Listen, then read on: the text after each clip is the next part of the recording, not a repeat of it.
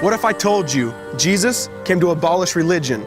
What if I told you voting Republican really wasn't his mission? What if I told you Republican doesn't automatically mean Christian, and just because you call some people blind doesn't automatically give you vision?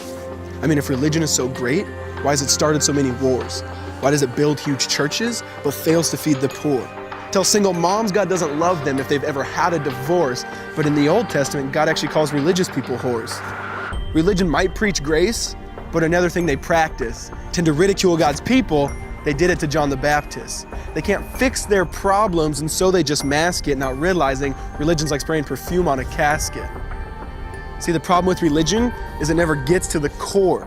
It's just behavior modification, like a long list of chores. Like, let's dress up the outside, make it look nice and neat. But it's funny, that's what they used to do to mummies while the corpse rots underneath.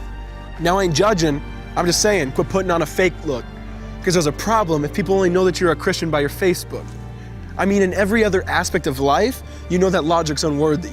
It's like saying you play for the Lakers just because you bought a jersey. See, this was me too, but no one seemed to be on to me.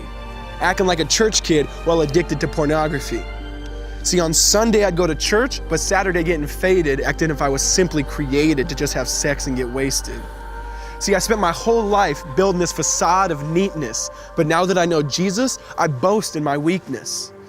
Because if grace is water, then the church should be an ocean. It's not a museum for good people, it's a hospital for the broken, which means I don't have to hide my failure, I don't have to hide my sin, because it doesn't depend on me, it depends on Him.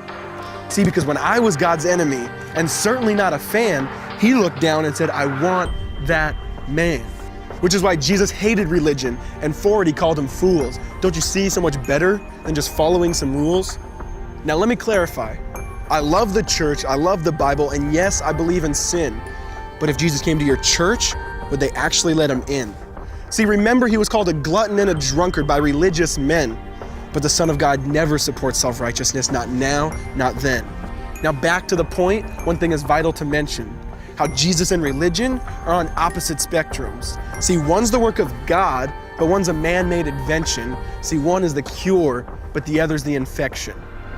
See, because religion says do, Jesus says done. Religion says slave, Jesus says son. Religion puts you in bondage, while Jesus sets you free. Religion makes you blind, but Jesus makes you see. And that's why religion and Jesus are two different clans. Religion is man searching for God. Christianity is God searching for man. Which is why salvation is freely mine and forgiveness is my own.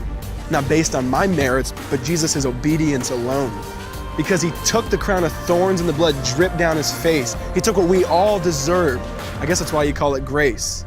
And while being murdered, He yelled, Father, forgive them. They know not what they do. Because when He was dangling on that cross, He was thinking of you. And He absorbed all your sin and He buried it in the tomb, which is why I'm kneeling at the cross saying, come on, there's room. So for religion, no, I hate it. In fact, I literally resent it. Because when Jesus said, it is finished, I believe He meant it.